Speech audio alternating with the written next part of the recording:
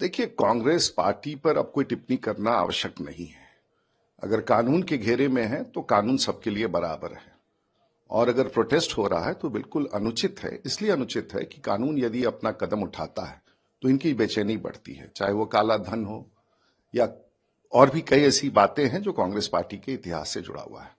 तो मुझे लगता है ये बेचैनी बिल्कुल बेबुनियादी है और परहेज करना चाहिए। चुनाव की घोषणा हो चुकी है, मॉडल कोड ऑफ कंडक्ट है, और इन प्रयासों से जनता के बीच में जाने का आधार नहीं बनेगा। राहुल गांधी ने कहा है कि सरकार बदलेगी तो उन अधिकारियों और ऑफिशियल्स पर हम कार्रवाई करेंगे जो अभी वन साइडेड फैसला ले रही हैं और वन साइडेड। अब मुंगेरी लाल के हसीन सपने, अब किसके खिलाफ कार्रवाई करेंगे, क्या करेंगे, ये तो बात की बात है। पहले चुनाव तो ढंग से लड़ ले।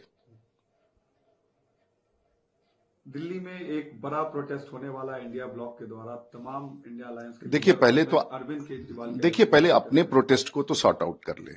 जिस तरह से इंडिया अलायंस में विरोधाभास है, चाहे पंजाब में हो, दिल्ली में हो, दक्षिण में हो, तो पहले अपने विरोधाभास को सामान्य कर ले, तब प्रोटेस्ट की बात करें। अभी तो आपस के प्रोटेस्ट को सॉर्ट आउट कर ले।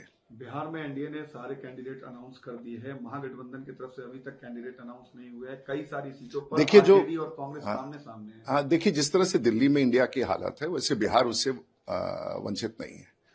और मैं समझता हूं कि विरोधाभास के घेरे में ये इंडिया अलायंस है, चाहे वो बिहार हो या देश का कोई कोना हो, होना वही है। देश के प्रधानमंत्री नरेंद्र मोदी के नेतृत्व में देश बड़ी गति से आगे बढ़ रहा है, और राजनीतिक दृष्टिकोण से भी जैसे बिहार में हम लोग कह रहे हैं कि बिहार में 40 और देश में 400, और यही नारा आगे बढ़ने वाला है।